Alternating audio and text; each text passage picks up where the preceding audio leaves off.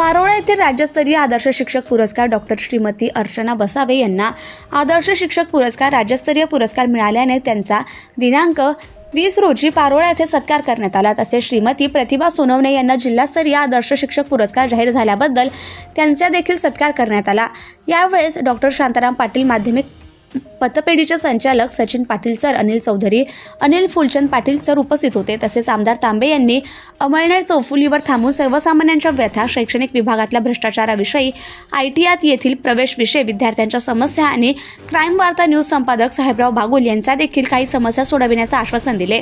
आमदार हे जळगाव जिल्ह्याच्या दौऱ्यावर आहेत अशी माहिती विविध संघटना आणि संस्थांच्या पदाधिकारी यांनी भेट घेत असून त्यांच्या या दौऱ्यात उत्स्फूर्त प्रतिसाद पाहायला मिळाला।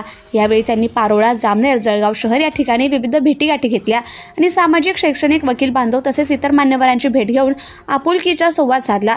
दौऱ्यादरम्यान आमदार तांबे यांनी पारोळा येथील डॉक्टर अर्चना बसावे यांच्या निवासस्थानी सदिच्छा भेट दिली।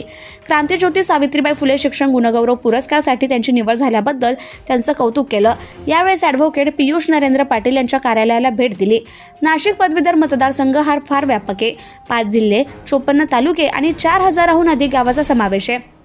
याच मतदारसंघातील जास्तीत जास्त लोकांपर्यंत पोहोचवण्याचा माझा प्रयत्न असून टप्प्याटप्प्याने संपूर्ण मतदारसंघाचा दौरा करत आहे। आमदारमधून निवडून आल्यापासून किमान 3 लाख किलोमीटरहून अधिक प्रवास केलाय। इतका प्रवास करूनही थकण्यापेक्षा मला ऊर्जाच मिळत असल्याची भावना आमदार सत्यजित तांबे यांनी व्यक्त केली। यावेळेस पारोळा येथील डॉक्टर शांताराम पाटील, भटक्या विमुक्त समाज संघटनेचे अध्यक्ष साहेबराव बागुल यांनी त्यांचा सत्कार केला। Subscribe now and press the bell icon. Never miss an update.